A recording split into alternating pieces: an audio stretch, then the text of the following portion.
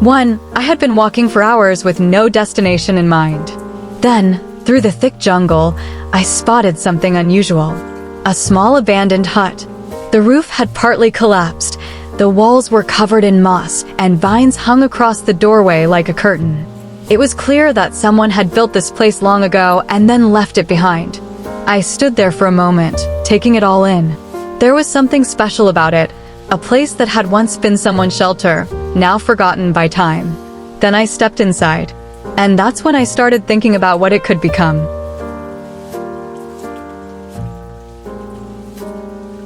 2. The floor was packed dirt, softened in places where rain had leaked through the roof. One corner of the hut had completely collapsed, leaving behind a pile of rotted wood and old thatch.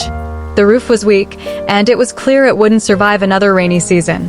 In the center stood an old stone fireplace, blackened from years of use. Somehow, it was still intact. I walked around slowly, checking each wall. Some sections were rotten, but the main structure was still strong enough to save. I pulled out my notebook and made a list of what could be repaired and what needed replacing. Then I looked around one last time and smiled. This place wasn't finished yet. It was just waiting for someone to bring it back to life.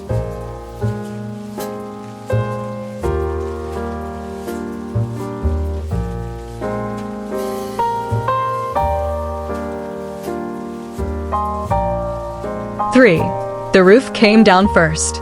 All of it. Even the sections that seemed okay. Because a roof is only as good as its weakest point, and I wasn't going to put work into the walls and the floor and then have the whole thing leak on me the first night. I stripped it back to the bare frame. The frame itself was better than I expected. Old hardwood, the kind they don't really use anymore because it takes so long to grow. Dense and heavy and stubborn. A few sections needed replacing, but most of it held. I reinforced the weak joints with new timber, lashed tight and pegged. Then the new roof. Layers. That's the key. You don't do a jungle roof in one layer. The rain here is not polite about it. First a base layer of flat timber across the frame. Then long palm leaves, overlapping like scales on a fish, starting from the bottom and working up so each layer sheds water onto the one below. Then another layer over that. By the time I was done, that roof was thick. Heavy. Serious. I stood underneath and looked up at it and thought, that's not going anywhere. The east wall came next. I pulled out the rotted sections and replaced them piece by piece. New timber notched and fitted into the old frame. The gaps I filled with a mixture of clay and dry grass, packed and tight, smoothed over. It dried hard. Solid. By the end of the week, the structure was sound. Everything from here was building up, not patching down. That's a different kind of work entirely.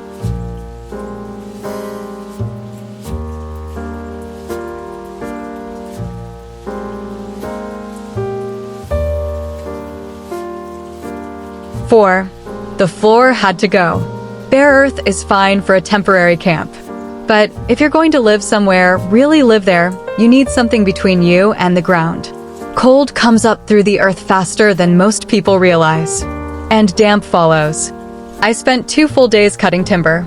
There's a rhythm to cutting wood that takes a little while to find.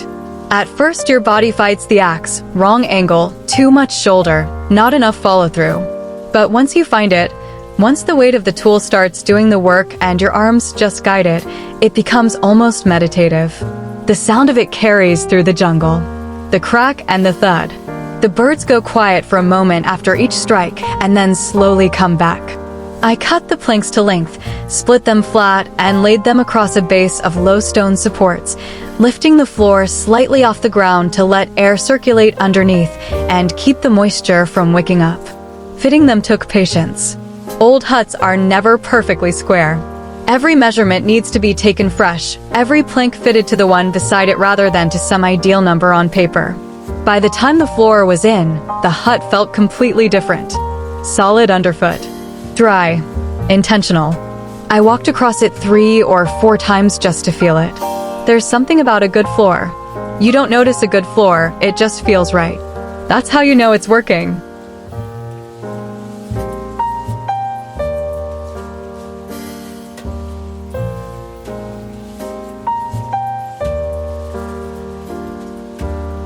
Five, The fireplace in the center, I kept it exactly where it was.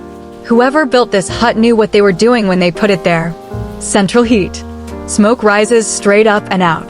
The warmth spreads in every direction. I reset the stones, cleaned them out, relayed them tighter with some additional flat stones around the base to contain the ash and reflect the heat inward. Then I lit the first fire in that hearth. Dry tinder from under the fallen debris outside. Fine shavings of dry wood. A spark and then a breath, slow and steady, until the flame found its confidence. It caught, and the hut filled with the smell of wood smoke for the first time in years. I cooked simple that first night. Water boiled over the fire. Whatever I had brought in. Sat on the floor with the fire going and the new roof solid above me and the jungle pressing quietly against the walls outside. Every meal I've cooked in that hut since then has had that quality. Not because the food is complicated, but because everything that surrounds the eating of it is something I built. The roof keeping the rain off, I built that. The floor under me, I laid that. The fire warming the room, I lit that. When you eat a meal inside something you made yourself, the food tastes different. I don't know how to explain it better than that. It just does.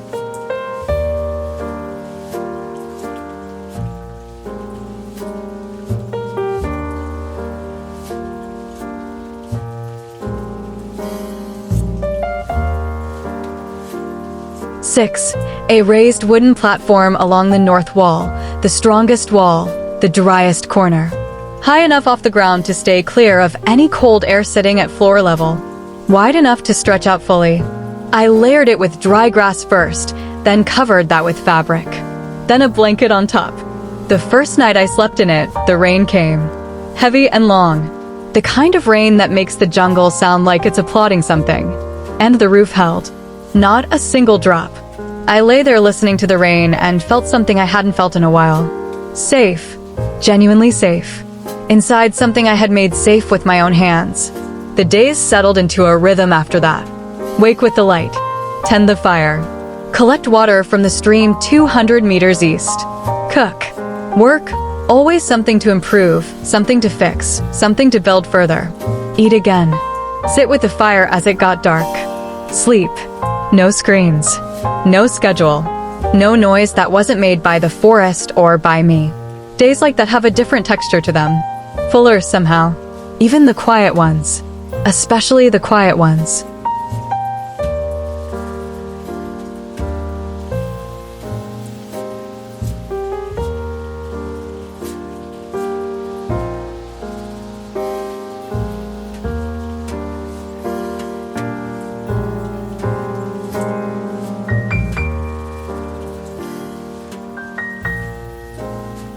Seven, I want to show you something. Stand outside the hut now and look at it. The roof tight and layered, the walls solid, the doorway framed with timber I cut and fitted myself, warm light coming from inside through the gaps. Then think about what it looked like the first day I found it. Caved in, rotting, given up on. The jungle had been taking it back slowly for years. A little more each season, reclaiming it piece by piece. All it took to stop that was someone deciding it was worth saving. And then showing up. Every day. With tools and time and the willingness to figure things out as they came. That's the whole story. There's no secret beyond that. People make survival and building and self-sufficiency sound like something that requires special knowledge, something only certain people can do. It doesn't. It requires patience more than skill. It requires paying attention. It requires being willing to do something badly at first, and better the second time, and better still the third. Every person who has ever built anything started by not knowing how. This hut reminded me of that, and I wanted to share it with you. See you in the next one.